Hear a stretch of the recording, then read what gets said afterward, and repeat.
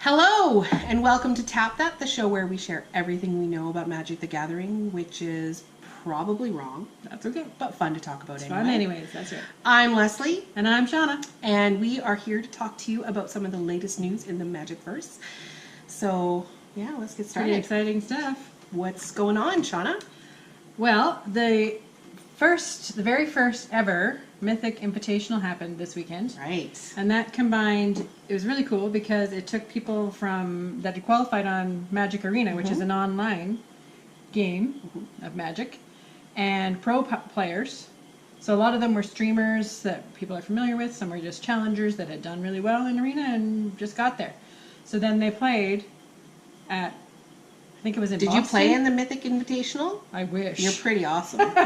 I wish. I have no chance. Oh, yeah, right. So they got to play, I believe it was in Boston, but they didn't play with cards.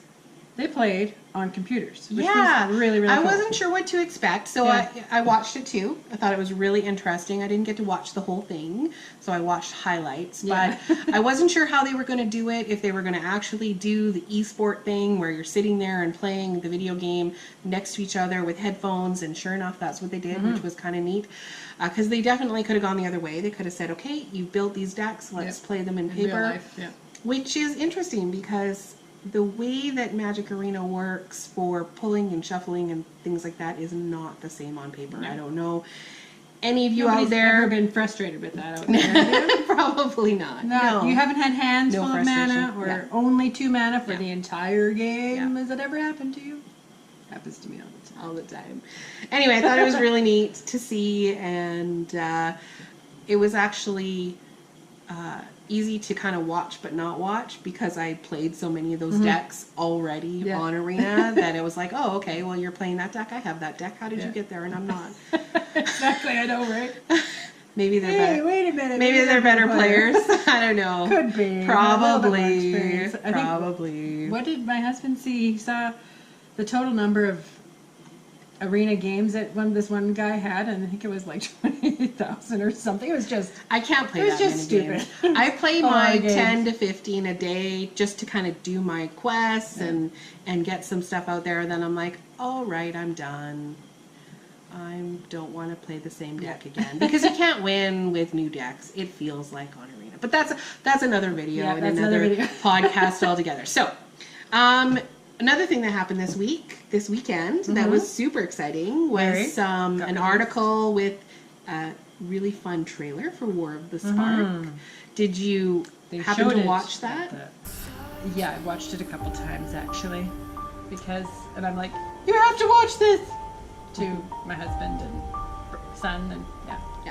I watched it. I didn't watch it at the Mythic Invitational. You were going to say that's it was released there, but I didn't see it there. Yeah. So I watched it that night. I was lying in bed, catching up on my daily MTG, which is what I do when I go to sleep. And I was like, oh, a cool video. And I was like, oh my God, Jason, what just happened? You made Jason watch it. I did. I was really good. And I was like, what's going on? And, you know, I was like, okay, they're backing up. That's weird. That's interesting. They're going to go back to a point. But I loved the reaction of Liliana and the way they made, like, the animation was beautiful. It was beautiful. They captured her face. They captured that moment when she kind of makes the realization that she's actually good and not beholden, and that she's willing to kind of, you know, betray the contract, so to speak. Trade your life. Every time I watch it, we think anyway. and maybe if this is a female thing, but I Wow. cried every time. I still cry every time I watch it. Just Makes me want to make a Liliana deck. Team Liliana. with the horde. Yeah. So in that same article, That brings us to, speaking of hordes, one of the new mechanics that are coming out is called Amass. yes. Did I say it right? Yeah, Amass. Yeah. And so that new mechanic basically says it says Amass 3, that means you get to put 3 1/1 counters on an army you control. If you don't have an army, you get to make one immediately. Yeah.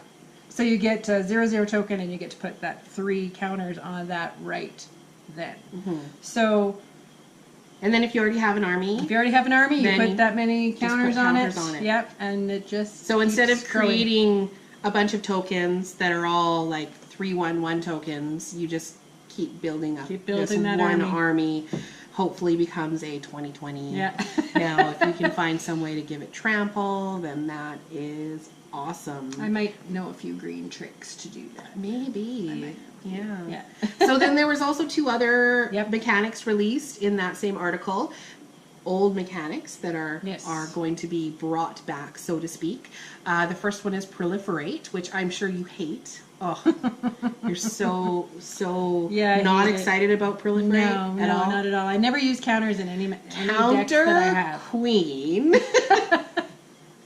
Counters as in not counters you can't play your card, because I'm not that mean. Mm-hmm. I let you play your cards, but I just run over you with counters on my guys.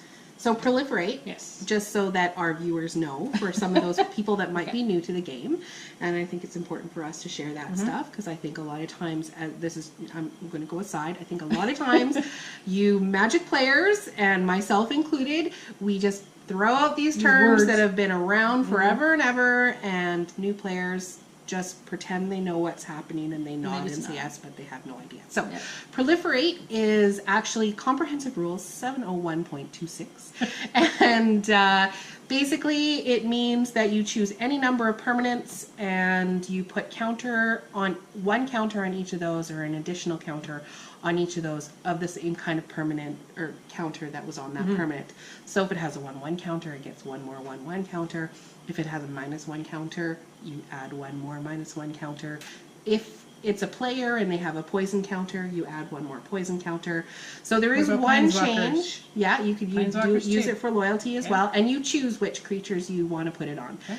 But there is one slight tweak to the rules this time around. What is that? I gotta remember. If you have more than one kind of counter on a creature, you get to have both.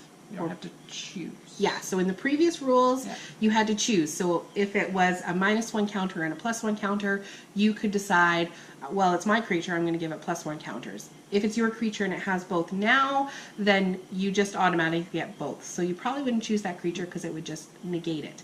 More importantly, things like energy counters and poison counters on players, instead of being able to choose yourself and say, well, I want energy counters, which you got to choose before, now you have to take both of those things, which could be good and it could be bad, but that's just the slight little tweak that they have. It'd be for it. interesting to see how that turns out. Yeah.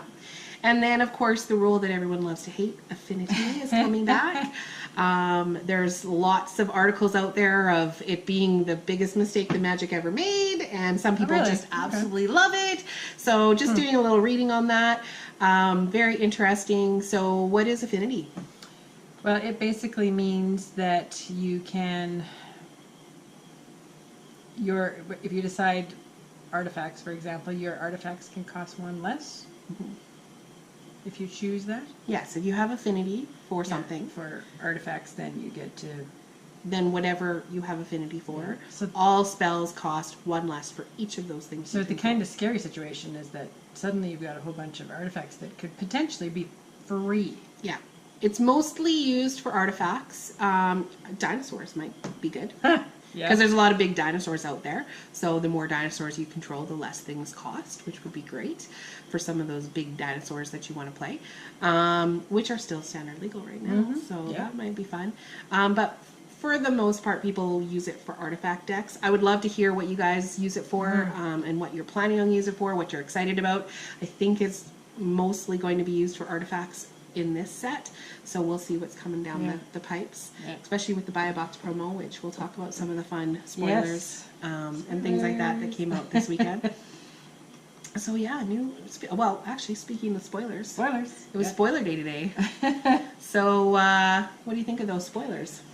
Well, I was a little shocked at some of the Planeswalker cards. I've been looking at them pretty much every day, which I haven't really done too much before. I've looked at it every couple of days, but I've been looking every day because every day there's something crazy. Vivian, I think, came out today. Yep. And I saw Arlen yesterday.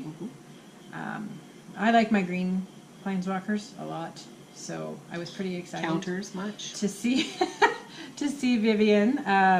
So you're wanting to use the green ones? I want to use the green ones, but like you say, Liliana is just, I do like to play black as well.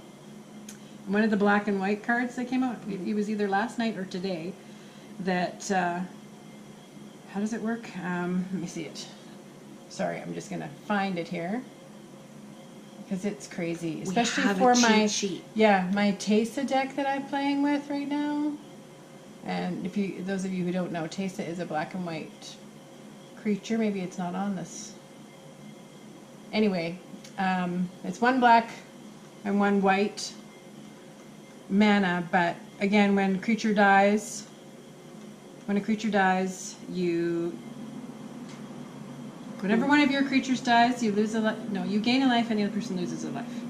Yeah, Cruel Celebrant. First of all, I love the art because it's yet another vampire with the attitude, right?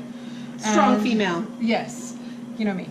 And yeah, whenever she or another creature or planeswalker I control dies, each opponent loses 1 life, and I gain 1 life. So I'm already kind of doing that with the deck I was just talking about, the Teysa deck. So add that in there too, and that's yet another way for me to make you lose life and me gain life. Lovely. I'm so looking forward to that. Yes. Another way for her to kill my creatures. I don't care. However, look at Chandra is awesome. What does she do? Loving the Chandra. Well, just burn as normal. I'm looking forward to some burn stuff. Tybalt is pretty funny. Yeah, she's back. But so which one are you the most impressed with out of the spoilers that you've seen so far? Most excited about? Do I have to pick one? Oh my gosh. I know. There's lots of good ones. Okay, not Nicol Bolas. Oh, come on. No. You're not Team Bolas? No, I'm not Team Bolas. Aww. Oh, I haven't seen this one that's blue and green. I haven't seen that one. Flying Trample 5/4? It's a mutant. Wow. Let's see here. Yeah, I haven't seen that. Rolesque Apex Hybrid. Yep. Human mutant. Enters the battlefield, put 2/1/1 counters on any target creature you control. Counters again. Yeah, and when it dies, proliferate, then proliferate there again. There we go. More counters. So lots of counters. That'll be really good with an adapt deck. Yep. Which awesome. I'm assuming what they're. And what about you? Which ones are you excited about? Oh gosh, there's so many. You know what? I think I'm excited about Nicol Bolas. Okay. I'm not sure if I'll play him. We can't be friends anymore. Sorry. Well, you know, if that's the way you want to be. I'm not playing Nexus of Fate, so okay. Maybe as long as you're not playing Nexus of Fate. Maybe I'll do Nicol Bolas. I don't know. You got to get him first, right? Yep. Which I will. Yeah. Well, I think he's really neat. I think his end ability, each opponent who doesn't control a legendary creature or planeswalker loses the game. Period. I love abilities you just lose the game if that happens. The Baraska, that if you get hit with poison or damage by any of her creatures, then the emblem that comes with her is really fun. Just die.